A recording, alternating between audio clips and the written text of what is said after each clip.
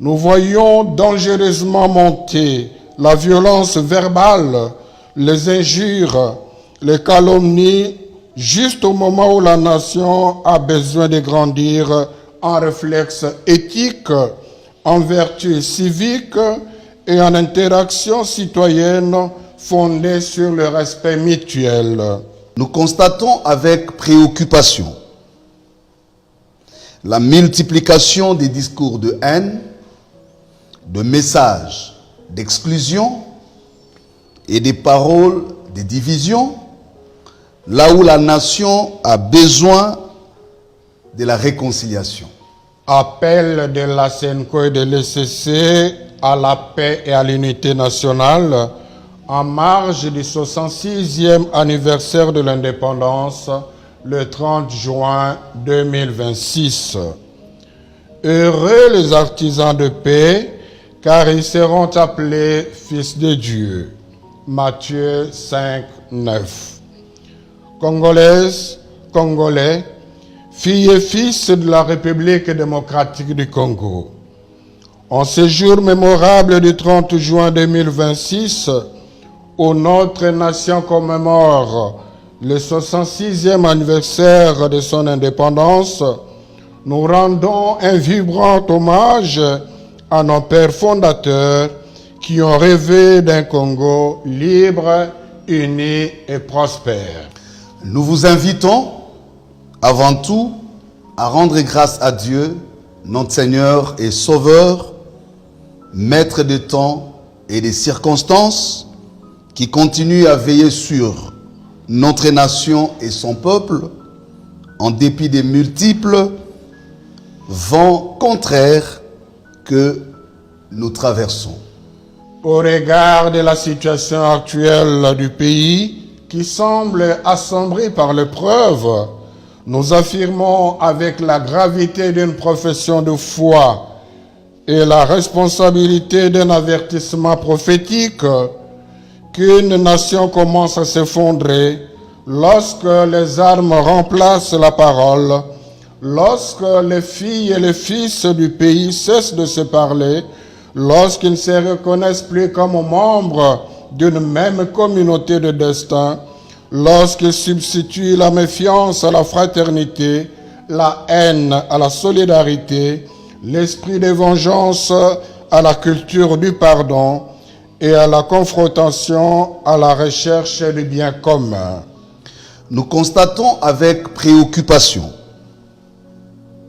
la multiplication des discours de haine, de messages d'exclusion et des paroles de division, là où la nation a besoin de la réconciliation. Nous voyons s'approfondir des fractures, là où l'urgence commande de bâtir des ponts.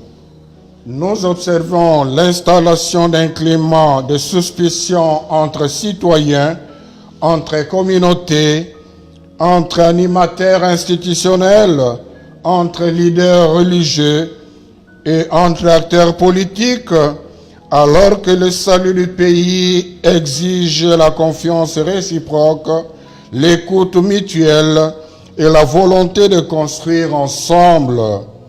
Nous voyons dangereusement monter la violence verbale, les injures, les calomnies, juste au moment où la nation a besoin de grandir en réflexe éthique, en vertu civique et en interaction citoyenne fondée sur le respect mutuel. Ainsi s'enracine l'un des dangers majeurs qui menacent aujourd'hui notre société. Les passions prennent les pas sur la raison et de plus en plus, la recherche de l'intérêt particulier l'emporte sur la défense du destin commun. La paix est confisquée, particulièrement dans la partie est de notre pays. Les tissus sociaux s'effritent sous le poids des divisions intestines et la méfiance politique fragilise nos institutions tout en freinant l'élan du développement dont le peuple congolais a légitimement besoin. Face à ces tableaux, une des béatitudes annoncées par le Christ résonne fort dans nos cœurs de pasteurs. Heureux les artisans de paix, car ils seront appelés fils de Dieu. Matthieu 5, 9. Voilà pourquoi nous lançons avec espérance cet appel qui nous vient du fond de notre devoir pastoral, celui d'un dialogue sincère, inclusif et républicain. À la lumière de la parole de Dieu, voici, oh, qu'il est agréable, qu'il est doux pour des frères de demeurer ensemble. Psaume 133. Nous avons foi que les Congolais accepteront de se parler, de s'écouter et de se reconnaître mutuellement comme les héritiers d'une même histoire et les bâtisseurs d'un même avenir. Tout n'est pas complètement perdu. Le Congo peut encore guérir de ses blessures.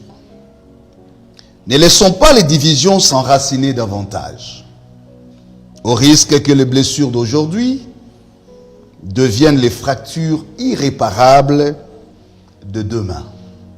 Cet arbre à palabres que nous appelons de tous nos voeux n'est pas un schéma tout tracé qui viserait à satisfaire des agendas cachés, un partage des gâteaux, mais une table de vérité et réconciliation pour le salut holistique de la nation, où l'intérêt supérieur de la nation prime sur les ambitions individuelles et partisanes. La cohésion nationale est consolidée pour faire bloc contre les prédateurs extérieurs qui profitent de nos divisions intérieures. Le pacte républicain est renforcé pour garantir la justice sociale, l'état de droit démocratique, la protection des droits humains et la dignité de chaque citoyen. L'histoire nous regarde. Nos enfants nous regardent. Que personne ne se trompe. Lorsque la maison brûle, les habitants cessent de discuter de leurs différences.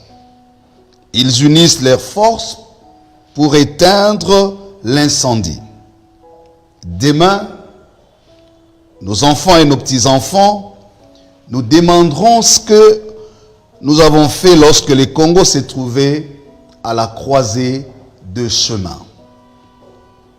Le moment n'est plus donc aux querelles intestines ni aux calculs politiciens, mais à l'élévation du sens du devoir national. Trouvons la sagesse de nous asseoir ensemble autour d'une même table pour sauver ce qui nous unit. Le moment est au sursaut des responsabilités. Le dialogue inclusif s'impose pour toutes celles et tous ceux qui se soucient réellement de la patrie. Le moment est à l'obligation de rechercher nos voies concrètes, rapides et pacifiques de paix en vue de restaurer la confiance et préserver l'avenir commun. Sauvegardons notre nation ensemble, préservons notre patrie ensemble, reconstruisons notre pays ensemble. Que ce 30 juin 2026 ne soit pas un jour de plus, mais le point de départ d'un sursaut national, d'une paix durable et d'un nouvel élan de cohésion nationale. Que Dieu bénisse la RDC et son vaillant peuple. Que Dieu touche nos cœurs avant que les événements ne nous contraignent à apprendre dans la douleur ce que la sagesse nous invite aujourd'hui à comprendre dans la paix. Et que vive pour les siècles des siècles la République démocratique du Congo, une, indivisible, réconciliée et prospère.